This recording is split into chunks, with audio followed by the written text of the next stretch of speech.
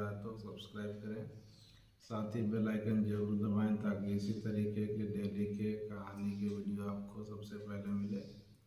Video को like और share करना ना भूलें ताकि आप लोगों के लिए और भी अच्छे अच्छे वीडियो लाएं। तो आज की कहानी का जो शीर्षक है वो है चंपावती भाग 2, यानी कि ये दूसरा भाग है। पहला भाग हमने जो है पिछले वीडियो में ही सुनाया था और आशा करते हैं कि दूसरा भाग भी आपको अच्छा लगेगा। तो चलिए दूसरा भाग स्टार्ट करते हैं। उसके बाद तो लागी और उसके पति को लागी और चंपावती से इतनी नफरत हो गई कि दोनों उसके पीछा छुड़ाने का तरीका सोचने लगे।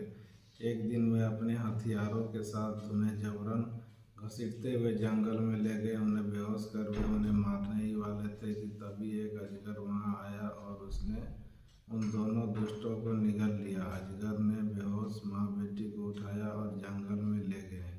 अगले दिन जब वे उठी तो रोने लगी। एक अनजान जगह पर उन्हें डर लग रहा था।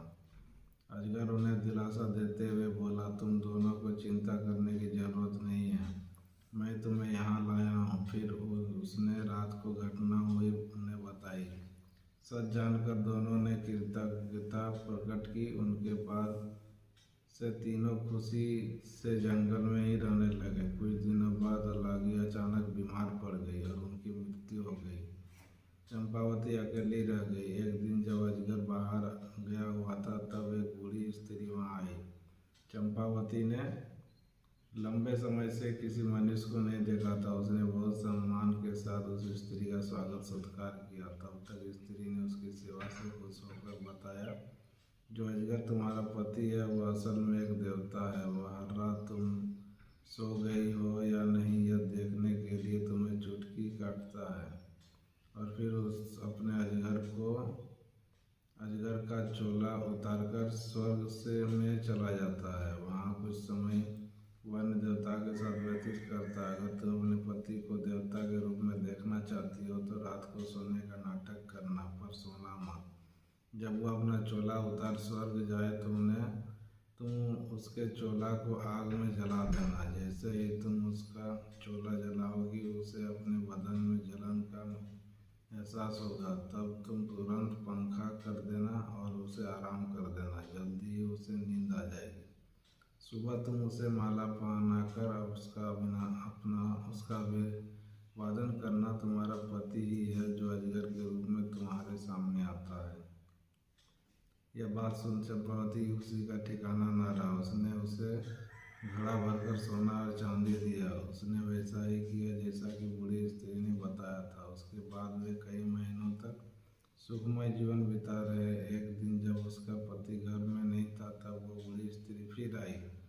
चंपावती ने उसका स्वागत किया। उसके बाद आने का कारण पूछा। वह चालाकी से बोली, मैं तो तुम्हारी भलाई के लिए यहाँ आई हूँ। कल दोपहर तुम अपने पति से एक ही थाली में अपने साथ खाना खाने को कहना। जब तुम दोनों का साथ खाना खाओगे तो तुम्हारे आकर्षण में इतना बन जाएगा कि फिर कभी एक भी पल के लिए तुमसे अलग नहीं होगा। जब तुम खाना खा लो तो उससे कहना कि तुमने उसके मुंह के अंदर बहुत सारे घावों को देखा है। तब तुम उससे पूरा मुंह खोलने के लिए कहना ताकि पूरी दुनिया को तुम देख सको।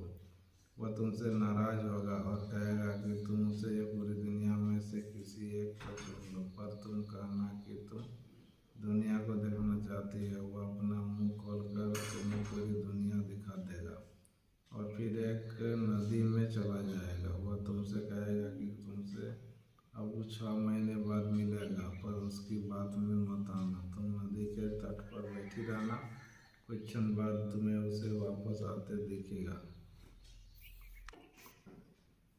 यह सुन चंपावती ने पहले की ही तरह उस स्त्री को सोना चांदी देकर विदा किया।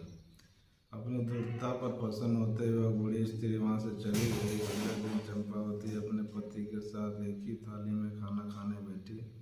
उसके पति ने कहा, तुम आज कुछ अजीब व्यवहार कर रही हो। तुम्हारे हृदय मुझे कुछ ठीक नहीं लग रहे हैं। खाना खाने के बाद उसने अपने पति से पूरी दुनिया दिखाने को बोला, तो फिर तुम मुझे कभी नहीं देख पाओगे। पर वह तो अपनी जीत पर अड़ी थी। तब हारकर पति नदी के पास गया और उससे पूछा, दुनिया देखने के लिए क्या तुम मुझे भी छोड़ने को तैयार है। वो बोली, मुझे दोनों चाहिए, दुनिया भी देखनी है और आप भी चाहिए। उसके पति ने अपना मुंह खोलकर उसे दुनिया दिखाई और उसे सोने की अंगूठी देते हुए बोला, जिस बूढ़ी स्त्री के कहने पर तुम ये सब कर रही हो वो मेरी माँ की नौकरानी है। मेरी माँ एक नरबक्षी है। उसने मेरे लिए जिस लड़की को चुना था उससे शादी ना कर मैंने तुमसे की। वह तुम्हें मुझसे अलग करना चाहती है ताकि वह तुम्हें खा सके। उस अपने षड्यंत्र में कामयाब होने के लिए उस बूढ़ी स्त्री ने तुम्हें धोखा दिया है।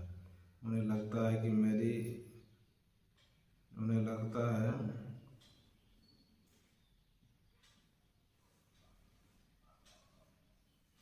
चुनी हुई लड़की से विवाह कर लूँ, इसलिए मैं तुम्हें सोने की अंगूठी दे रहा हूँ। उसे संभाल कर रखना। अगर तुम्हारे पास रहेगी तो कोई भी बुरी ताकत तुम्हें नुकसान नहीं पहुंचा सकेगी। अगर अंगूठी तुमसे खो गई तो तुम मुसीबत में गिर जाओगी। इस अंगूठी के प्रभाव से तुम मुझे 6 साल बाद मेरी माँ के घर पर मुझे पाओगी। अब मुझे जाना होगा, सावधान रहना और इस अंगूठी को खोना मत। यह कहकर पति नदी में चला गया। चंपावती को अपनी गलती का एहसास हुआ। वह रोने लगी। जंगल में घूमते घूमते रोते हुए अंगूठी के सीने से लगाए 6 साल बीतने का इंतजार करने लगी। उसके पति की माँ ने उसे कई तरह से छलने की कोशिश की पर अंगूठी ने उसकी रक्षा की। 6 वर्ष बीत चुके थे और अचानक एक दिन चंपावती की मुलाकात अपने पति से हुई। वे फिर से साथ रहने लगे, लेकिन उसकी सास यह देखकर क्रोधित हो उठी। जैसे ही चंपावती अपने पति से मिली उसकी अंगूठी गायब हो गई। पर चूंकि उसका बेटा चंपावती के साथ था इसलिए सास उसको किसी तरह के नुकसान नहीं पहुंचा पाई। एक दिन उसने एक पत्र लिखा, यह मेरी सबसे बड़ी दुश्मन है, इसे ख़त्म कर दो, पर इसके मांस का एक टुकड़ा मुझे भेज देना। उसने वह पत्र चंपावती को दिया और उसे एक राक्षस के पास भेज दिया। सास के आदेश का पालन करने के लिए पति को बिना बताए वह उस राक्षस को पत्र देने चली गई। जब पति घर आया तो उसे शक हुआ कि चंपावती के पीछे पीछे गया। उसने उसके हाथ से पत्र छीन लिया और उसे पढ़ा। पढ़कर उसका गुस्सा 7वें आसमान पर पहुंचा। वो घर गया और बिना कुछ कहे ही अपनी माँ के प्राण ले लिया। उसके बाद वे दोनों दानवों के उस गांव को छोड़कर चले गए। दूसरे नगर में जाकर अपनी गृहस्थी बसाई और खुशी खुशी रहने लगे। तो दोस्तों, ये था आज की कहानी। आशा करते हैं कि चंपावती आपको अच्छी लगी होगी। तो वीडियो को लाइक शेयर जरूर करें। साथ ही चैनल को सब्सक्राइब नहीं किया तो सब्सक्राइब करें। मिलते हैं नए कहानी के साथ।